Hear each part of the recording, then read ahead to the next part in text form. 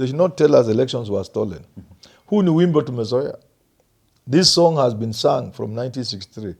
Elections were stolen, elections were stolen. No, that will not wash. Because if elections were stolen in Mbeere North and in Malaba, then they will also be stolen in 2027. In the same Mbeere North, in 2027, Karish can get 35,000 votes. This Mudenge man, whatever his name is, so difficult, gets 18,000. He gets 18, but Ruto gets 2,000. The opposition should be banking and praying very hard that Ruto sits down happy. That, kumbe rigijia hata Mount Kenya ni mdomo tu, yenu sauti ya chura. That will be very good for the opposition. Because then Ruto will be in for a rude shock come 2027.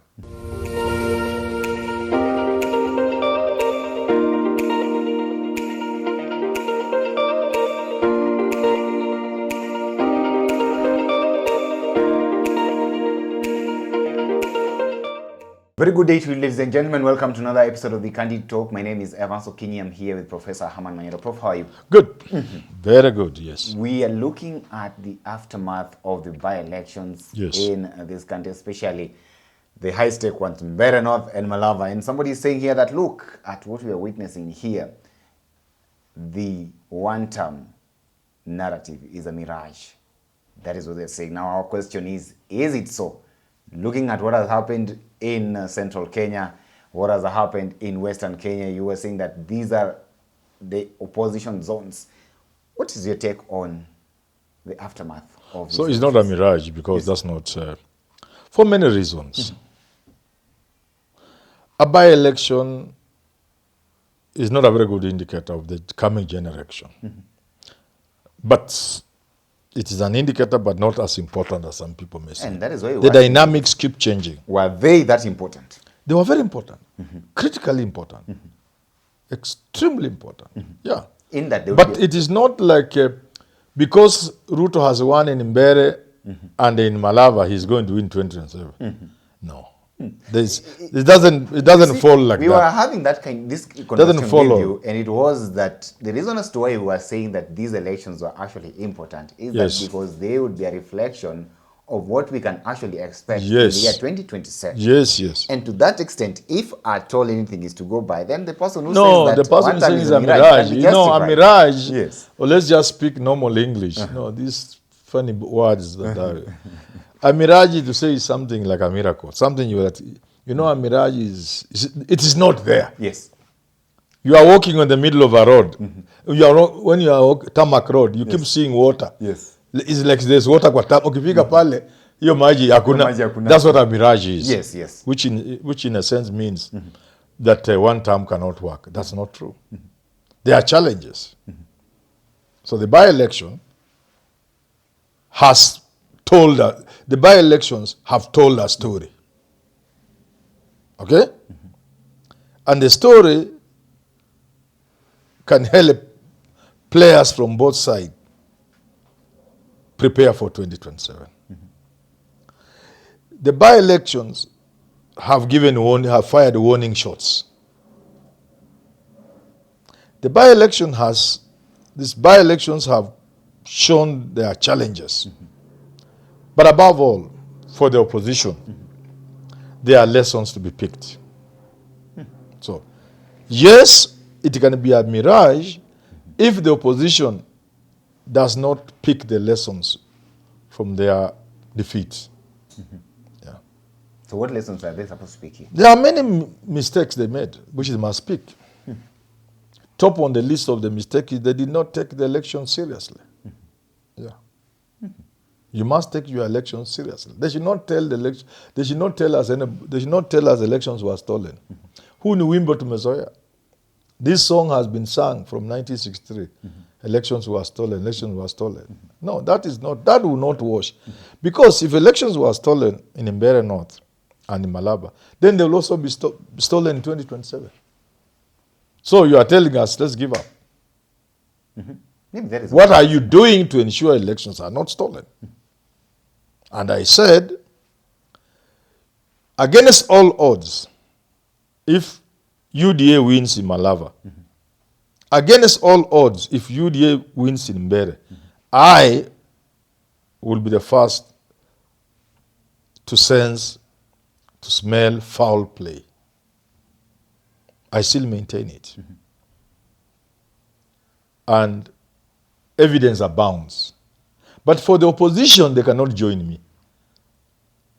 They must soul search. They must ask themselves, why did we allow an election that was ours to go the other side? Yeah. Oh, me, I can scrutinize. I can question.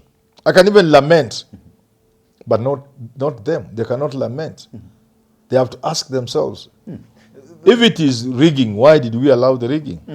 Those were arguing. If it is open bribery, why did we allow it? Those were arguing that this particular, that the Wantam thing is now Mirage based on these elections are looking at what has happened in Mbeere North. And they're saying here that they can actually use the outcome of the elections in Mbeere North to gauge the popularity of President William Ruto in that particular area, and therefore conclude that it is possible that the president can actually maybe get up to close to 50% of the votes in the 2027 general elections, which is more than what he needs from that particular area for him to win the 2027 general elections. Now, let's go to a constituency. Let's call it Mbeere North. Yes. And there are two candidates. Yes. Forget about these other flower girls. There are two candidates. Is any one of them from Nyandarua? Not really. Both of them are from? Mbeere. So these are Mbeere boys. Yes. Mbeere sons. A Mbeere son running against a Mbeere son. Right? And certain things come into play. Clans, where clans are important. Regions, wards. This ward, nyinyi mmekuwa mkitawala all along. The other ward, they are ganging up against one ward. Those dynamics are there. You can't say that of a presidential vote. That's why you can find, for example, in the same Mbeere North, in 2027, Karish can get 35,000 votes. This Mudenge man, whatever his name is, so difficult, gets 18,000. He gets 18, but Ruto gets 2,000. Not even the 18 which this guy got. Because the presidential vote is different. Okay. Because in our constituency election, Mbeere children Mbeere people are fighting against each other with the usual dynamics of maybe clan or region or ward at play. But when it comes to the presidential vote, that's a different story. And you can check past statistics where MPs can go toe to toe, head to head, 32 versus 30,000. But the presidential candidate, one candidate gets 58,000 and the other 3,000 votes. Because in our constituency war, there are people from that constituency. They are not strangers. The presidential candidate may be a stranger to that constituency. Ruto will be a stranger to Mbeere North. That's what I'm saying. But so it's not a very clear, it's not a very direct if that indicator. is what you were saying, then why is it that people are looking at these elections, especially the one in Mbeere North, it was like having a situation between, a battle between the Ruto camp Yes. and of course the Gachagua camp. And then when you go to the other side of Malava, it was the Ruto camp versus the opposition camp as well. Yeah. So in this particular scenario, why would these people be wrong? Because at the end of the day, we've seen a win to the effect of the Ruto side. That's why it was important for them to win. And why are you saying here because you see, that this cannot Mount actually Kenya, translate to Mount Kenya presidential region votes? Yes. is hostile to Ruto so far. Western region may not be as hostile to Ruto as Mount Kenya is. But by and large, over 70% of the Western people are anti-Ruto. Now, things could change. So it was important critically so, that the opposition wins in Mbere. It was important that the opposition wins against UDA in Malava. It was very important. They should not have allowed themselves to lose those. Because the perception, you need that perception that Ruto cannot set foot in Mount Kenya. You need that perception to sway those who are on the doubting side, those who are still doubting, to join the majority. But now the doubting, their numbers can increase. I say, for Gachagua now, the war is to ensure Ruto does not get 30% of the Mount Kenya votes. Because like you say, if he gets beyond the 30%, then he has won the presidency. Secondly, the war around the mountain must to ensure Ruto does not get even a single MP. But the way this guy has earned, it has encouraged some others, those who thought like in Kimani Ichung'wah, their days were over. They have been encouraged. Kumbe, we can still win in Mount Kenya. So these elections were critically important. I doubt Gachagua and his team knew how important these elections were. I doubt. I don't think they knew how important they were. And again, they thought popularity is enough. Popularity is not enough. No. Popularity is not enough. So what then is the difference right now? As in? Because I'm trying to look at this situation. You're saying here that popularity is not enough. It's not enough. Do you remember the first member of parliament under the UDA party?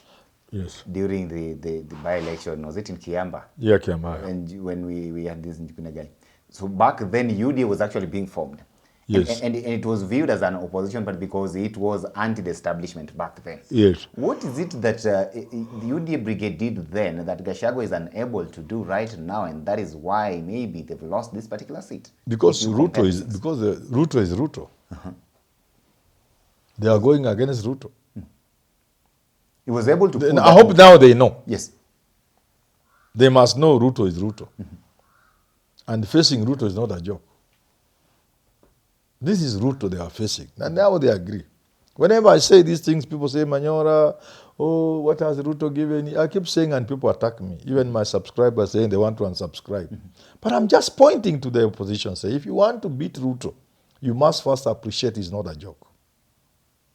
When he goes for something, he gets it. They should have known if Ruto has targeted Malava and Farouk has camped there, beating him will require more than those Laris Kalware were doing. It will require more than those rallies. Beating Ruto in Malava. Beating Ruto in Mbere North will require more than Rigathi Gachagua camping there. Now they know. That is the, all is not lost though.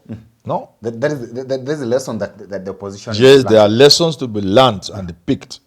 It is devastating. It has serious consequences. It has bearing on 2027.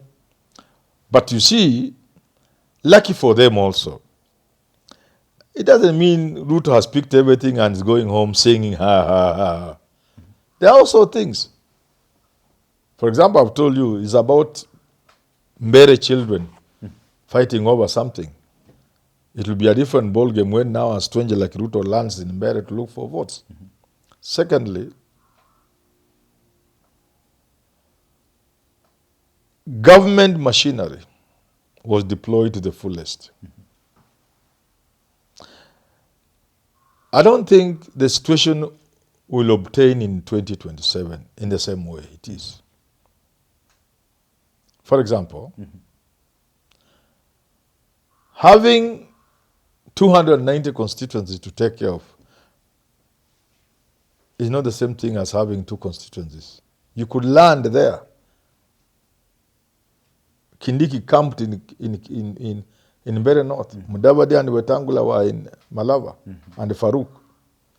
You will have to divide Farouk into 24 constituencies in Western. There are 24 or I don't know. There used to be 24. So Farouk has to be in every one of those 24 constituencies in Western. Mudavadi has to divide himself into 24 pieces. So even Ruto should not celebrate. So are you saying finally, because I can forget, yes, some of these things are going to be challenged successfully in court. And you may think twice before you do so. Again, if you won Malava because you gave mattresses and bags of maize, do you think people will allow you to do it in 2027? They will just sit there, okay, Farouk and the rest are giving maize. You think people will allow it? Because it is a criminal offense, in fact. It's an election offense to do that, to distribute mattresses. And to use government mattresses, because they are GOK, to bribe voters. It's a criminal offense. Do you think people will just wait for you to do it again in 2027? So, even for Ruto, though the victory, the win, buoys him, puts him in a very good position, in a much stronger position, it doesn't mean 2027 becomes automatic. But there are certain things you have done now you cannot reproduce in 2027. and that is where now I come in with this question. Of course, this is seen as a battle. Yes. For President William Ruto, what does this actually send to him? Because we are talking of the battle that he was having here, a political battle, so to say, in the mountain. But then we are looking at a real political war Yes. in 2027. I mean, now a bigger kind of thing, because you've just said here we are dealing with 2 constituencies here. Then we are now going to have a whole scale of 290 constituencies. Yes. Should he actually sit pretty and assume that maybe he has not actually lost the mountain in as much That as is, Gachagua? that in fact, that's what the opposition should be banking on. Yes. The opposition should be banking and praying very hard that Ruto sits down happy. That, kumbe Rigathi hata Mount Kenya ni mdomo tu, hiyo ni sauti ya chura. That will be very good for the opposition. Because then Ruto will be in for a rude shock come 2027. In that Mbeere North, he will be lucky to get 1,000 votes. If he goes down sitting and saying, this Rigathi is useless, that Mbeere North, for him to get 1,000 votes, will be a very tall order. But if he knows that he won these constituencies because he went out of his way to make sure he gets them, and that Sakaja may not obtain in 2027, he will continue improving on his game. This time I won because I did this. Now, people are clever. I can't repeat the same tricks. So let me look for new tricks. Let me look for new ways. Let me find a way of consolidating on what I have, building on what I have. Yeah, that way he can still give them. But if he goes to relax and say, kumbe hata Rigathi ni mdomo tu, he will be swept by the currents and torrents of whatever in 2027. And again, you see something else. If things move the way they are moving, by 2027, the anger in the country will be so much that anger alone may translate into the sort of wave and euphoria we had in 2002. At that point, it does not matter what tricks you come with. You'll just go home. So for Ruto, he should be much sharper. He should know this was necessary. But by no means should it be used to make me conclude that I'm unassailable, that I'm still the king of the mountain. You know why you needed it, and therefore you did the things you did to get it. If you go like that, it will help you. But if you think you won in Malava and Mbeere North because these other guys are useless, oh my friend, you'll be in for a rude shock, President Ruto. Rude shock. Rude shock. But for the opposition, I want to repeat this, there are lessons to be learned, mistakes to be avoided. Lessons to be learned, mistakes to be avoided. And there's something I've been saying. Somebody called me this morning. I said, Manyora, there's something you have been saying on your show. I've been saying this. And I want to repeat so that those who listen to these people and share with the politicians, kata tu hapa saa hii upelekee Gachagua, kata tu hii what I'm about to say upelekee Kalonzo Musyoka, and Eugene and the rest of these people. If you are a principal within the united opposition, if you aspire to be president, you are Fred Matiang'i, Rigathi Gachagua, Eugene Wamalwa anatembea, Kalonzo Musyoka. If you aspire to be president in 2027, we have about 21 months to go. If, and I'm merely repeating, and I want someone to record this and cut up or to cut to me Kalonzo. If you have breakfast in your house every day with your family, if you are Rigathi Gachagua, mnaita chai, Pastor Dorcas anaomba, mnakunywa every day, Monday to Friday, you are a joker. You will not win the president against Ruto. Why? And I'm seeing it in this by-election. They were doing that. Asubuhi unaamka, oh, mami, chai. My friend, it is a war. In a week, maximum number of times you can have breakfast via Gachagua with Pastor Dorcas. This is 1 or 2 days in a week. The other weeks, your breakfast is with your team, strategy team. You are serious advisors. Because there's only 20 months to go to the election. You cannot afford to enjoy breakfast in your house every day with your wife and children. No. No. Breakfast strategy meetings every single day. You spare a maximum of 1 or 2 for your family. Others, you are in this hotel, you are this place, you are having breakfast as you brainstorm over issues and strategize. If they had been doing this, like I had already advised them, this is not the first time I'm saying it, Ruto would not have beaten them. They could have seen all these things. They could have seen what Ruto can do. They would have beaten Ruto. In fact, in Malaba, I am from Western. Ruto would have been lucky. Ndakwa would have been lucky to get 30% of the votes. Lucky. If they had been spending time looking at the politics of the country,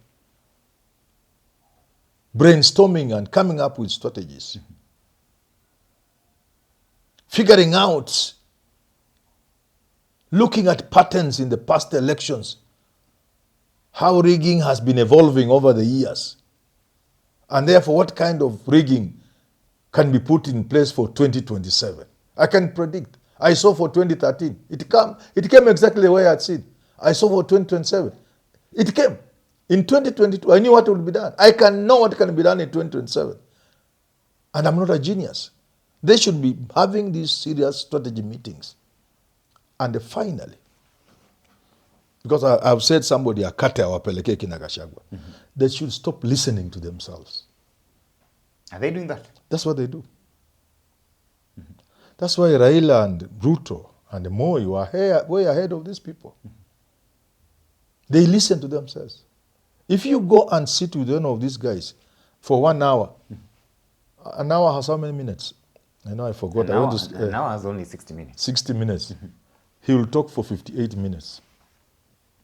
You'll be lucky to say something in 2 minutes.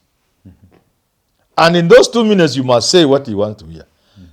So those who know them, then echo them. Say exactly what they want to hear. They have learned them. And they say exactly what they want to hear. The buccaneers, the brokers, the political conmen. A person, I said, who has been putting up a house, imefika pale kwa all plates, wengine wanaita rental, imekwama. Anajua saa hii atapata pesa kwa Gachagua, hiyo nyumba itaisha. So akienda kwa Gachagua, anasema exactly what Gachagua wants to hear. Anatoka hapo na inaitwa bakora. Anatoka na bakora 1 ama 2. Unajua bakora wewe? Mimi sijui bakora jamani. Anatoka hapo na mita 1 ama 2. Mita naelewa sasa. Anaenda ananunua mbao. Lori 2 anamwaga. Anakaa kidogo tena anaenda na story nyingine tamu. Anatoka hapo na mita nyingine 2. We are going to do this. Anaenda ananunua. By the time elections are over, nyumba ilisha, ameweka mpaka furniture ndani. They know them. Okay. They know them. And they know what they want to hear. These by-elections should have taught them after healing. No, they have to heal. They should go back to the drawing board and know to beat William Ruto, you need strategy. Well put by Professor Herman Manyora. We are looking at the aftermath, of course, of the by-elections here and the consequences that come with the results that we've just seen. Of course, ladies and gentlemen, we are here. Certain people are weighing in and saying that maybe Wantam is a mirage. What do you say? Is it a reality or a mirage? Weigh in and tell us. If at all you're watching us for the first time, kindly subscribe to our channel here, and you're free to interact with us and be part of this family as well. If you have a business outside there, would like to partner with us, advertise with us, kindly be free to reach out to us. Our details are down there. Ladies and gentlemen, allow me stop this conversation for now. Tune into some of our productions that will be coming up next. Richard Mwenje is always here with these conversations as well. Allow me stop for now till we have this conversation again. Have yourself a lovely day. Thank you for watching. My name is Evans Okini.